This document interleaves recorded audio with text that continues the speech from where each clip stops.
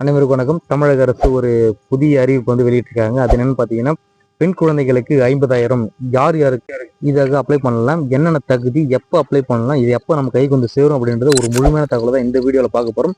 Video skip பண்ணா பாருங்க. அப்போ நம்மளோட சேனலுக்கு இப்போ தான் வந்திருக்கீங்கன்னா மறக்காம சப்ஸ்கிரைப் பண்ணிக்கோங்க. பக்கத்தில் இருக்க பெல் ஐகானை கிளிக் பண்ணி ஆல் டிக் பண்ணிக்கோங்க. இது அப்போ தான் நான் போடுற இந்த மாதிரி நோட்டிஃபிகேஷன் உங்களுக்கு வீடியோ வரும். வாங்க வீடியோக்குள்ள போகலாம். தமிழக அரசு பெண் குழந்தைகள் நலனுக்காக பல்வேறு முக்கியமான திட்டங்களை செயல்படுத்தி வருகிறது.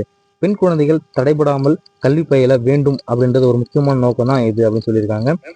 ஒரு லைக் மட்டும் போட்டுட்டு வீடியோ பாருங்க, அப்பதான் நான் போறதுக்கு கொஞ்சம் மோட்டிவேஷனா இருக்கும். பெண் குழந்தைகள் பாதுகாப்பு திட்டம் 1990களில் தமிழ்நாட்டின் பெண் சிசு கொலை, குழந்தை திருமணம் உள்ளிட்டவை அதிகமாக இருந்தது. இந்த பிரச்சனையை போக்க வேண்டும், பெண் குழந்தைகள் பிறப்பு மற்றும் அவர்களின் கல்வி பெறுவதை உறுதி செய்ய வேண்டும் என்ற நோக்கத்தில் 1992ஆம் ஆண்டு அப்போதைய தமிழ்நாட்டு முதலமைச்சரால் அறிமுகப்படுத்த திட்டம் தான் இந்த திட்டம். முதலமைச்சரின் பெண் குழந்தைகள் பாதுகாப்பு திட்டம் அப்படின்ற ஒரு திட்டத்தை அப்போ வெளியிட்டிருக்காங்க. பெண் குழந்தைகள் உரிமைகள், பெண் குழந்தைகளின் உரிமைகள் பாதுகாப்பு, அவர்களுக்கு அதிகாரம் அளிப்பது, பாலின பாகுபாட்டை தடுப்பது ஆகியவற்றை நோக்கமாக கொண்டுள்ளது இந்த திட்டம் கொண்டு வரப்பட்டது அப்படின்னு சொல்லியிருக்காங்க. இந்த திட்டத்தினுடைய படி ஒரு குடும்பத்துல ஒரு பெண் குழந்தை மட்டும்தான் இருந்தாலும் சரி, 2 பெண் குழந்தைகள் மட்டும் பிறந்தது இருந்தாலும் சரி, பொண்ணா இருந்தாலும் 2ஆ இருந்தாலும் சரி அப்படின்னு சொல்லியிருக்காங்க. அரசு சார்பாக அவர்களின் பெயர்ல ஒரு ரொக்க தொகை வரவு வைக்கப்படும். அவர்களுக்கு 18 வயதாகும் போது வட்டியுடன் சேர்த்து இந்த பணம் வழங்கப்படும் அப்படின்ற ஒரு கூடுதலான தகவலை வெளியிட்டிருக்காங்க. இதனுடைய நோக்கம் என்னன்னு பார்த்தீங்கன்னா, தமிழ் அரசினுடைய சமூக நலத்துறையின் தான் இந்த திட்டத்தில் செயல்படுது சொல்லியிருக்காங்க. பெண் குழந்தைகளை பள்ளிக்கு சேர்ப்பது, அவர்கள் இடைநிலை இல்லாம 18 வயது வரை கல்வி நிறைய செய்வது அப்படின்ட்டு ஒரு ஒரு அதிரடியான ஒரு முக்கியமான ஒரு அறிவிப்பை பார்க்கலாம். அடுத்தபடியாக பார்த்தீங்கன்னா, ஒரு பெண் குழந்தை ஒரு குடும்பத்தில் ஒரு ஒரு குழந்தை, அதாவது ஒரு பெண் குழந்தை மட்டுமே பிறந்திருந்தால் அந்த குழந்தையினுடைய பெயரில் நிலையான வைப்பு ஒரு 50,000 வரவு வைக்கப்படும். தமிழக அரசின் மின் நிதி மற்றும் அடிப்படை வசதி மேம்பாட்டு நிறுவனத்துல இந்த தொகையானது முதலீடு செய்யப்படும் அப்படின்ற ஒரு கூட்டத்தை விதிச்சிருக்காங்க. இந்த வைப்பு தொகை ரசீது நகல் அந்த பெண் குழந்தையின் பெயர்ல அந்த குடும்பத்தின் வழங்கப்படும். பெண் குழந்தை மற்றும் 18 வயது ஆகும் போதுதான் இந்த பணத்தை அவர்களால் பெற முடியும் அப்படின்ற ஒரு கூடுதலான தகவலையும் தெரிவிச்சிருக்காங்க. 2 பெண் குழந்தைகள் இருந்தா அப்படின்னா, ஒரு குடும்பத்துல 2 பெண் குழந்தைகள் மட்டுமே பிறந்திருந்தால் அந்த பெண் குழந்தைகளுடைய பெயர்ல நிலையான வைப்பு தொகையாக தலா 25,000 ரூபாய் தமிழ்நாடு மின்விசை நிதி மற்றும் அடிப்படை வசதி மேம்பாட்டு நிறுவனத்துல முதலீடு செய்யப்படும். இதற்கான ரசீது நகல்களை அந்தந்த குழந்தைகளின் பேர்ல குடும்பத்தாரிடம் ஒப்படைக்க வேண்டும்.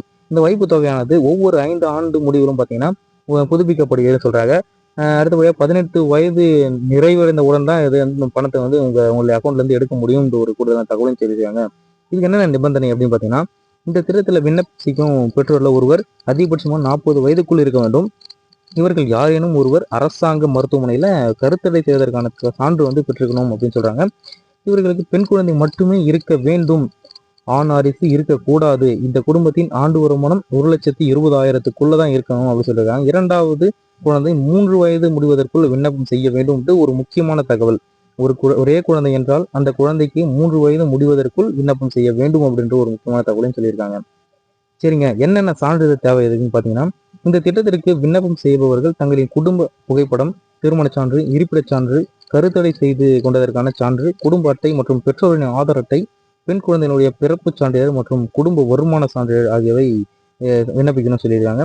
மேலும் மேலும் தங்களுக்கு ஆண் குழந்தை இல்லை என்பதற்கான ஒரு சான்றிதழையும் கூடுதலாக நீங்க தங்கள் மாநகராட்சி, ஊராட்சி அல்லது பஞ்சாயத்து நிலை அலுவலகத்துல நீங்க பெற வேண்டும். அதை தான் அது கூட சப்மிட் பண்ணணும்னு சொல்லியிருக்காங்க. எப்படி விண்ணப்பிக்கலாம் அப்படின்னு பார்க்கும்போது, பொது சேவை மையங்களை நம்ம ஊர்லாம் இருக்கும்ல, அந்த மாதிரி சேவை மையத்தில் போய் நீங்கள் இந்த மாதிரி திட்டத்துக்கு அப்ளை பண்ணணும் அப்படின்னு சொன்னீங்கனாலும் அப்ளை பண்ணுறதுக்கு அவங்க ரெடியாக இருப்பாங்க, பண்ணிக்கலாம் நீங்கள். அப்புறம் பார்த்தீங்கன்னா, இதை பத்திரமா வைத்துக்கணும். அவங்க ஒரு ரசீது கொடுப்பாங்க, அதை அப்ளை பண்ண ரசீது பத்திரமா வச்சுக்கணும். இல்லையெனில் வட்டார அலுவலகத்தில் போய் நீங்கள் கொஞ்சம் சிரமப்படுறோம் அப்படிங்கிறது சொல்லியிருக்காங்க. இது போன்ற மானியம் பற்றிய கூடுதல் தகவலை தெரிஞ்சுக்கொள்ள நம்மளோட சேனலை சப்ஸ்கிரைப் பண்ணிக்கோங்க. பக்கத்தில் இருக்க பெல் ஐகானை கிளிக் பண்ணி ஆல் டிக் பண்ணிக்கோங்க. அப்போதான் நான் போடுற வீடியோ உங்களுக்கு நோட்டிஃபிகேஷனாக வரும். நீங்கள் அதை பார்த்து பயனடைவீங்க. இது உங்களுடைய ஃபேமிலி அண்ட் ஃப்ரெண்ட்ஸுக்கு ஷேர் பண்ணி விடுங்க. மறக்காமல் ஒரு லைக் மட்டும் போட்டு வீடியோ பாருங்கள். தேங்க்யூ.